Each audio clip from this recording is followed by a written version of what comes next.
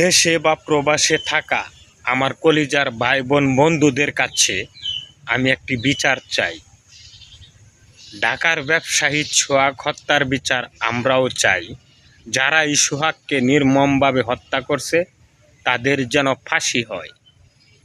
কিন্তু এই সোহাগ হত্যাকে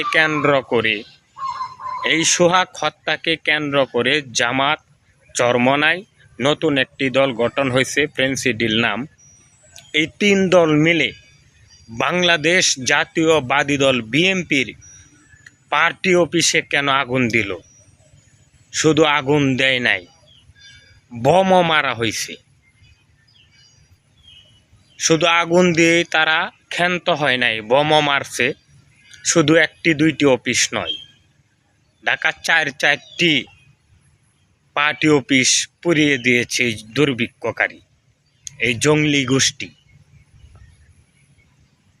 বাংলাদেশের 64 জেলায় প্রবাসে থাকা আমার প্রাণপ্রিয় ভাইদের কাছে আমি এই বিচারটা চাই।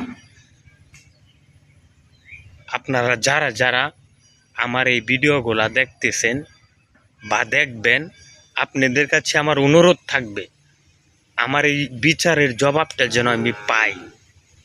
ধন্যবাদ আপনাদেরকে।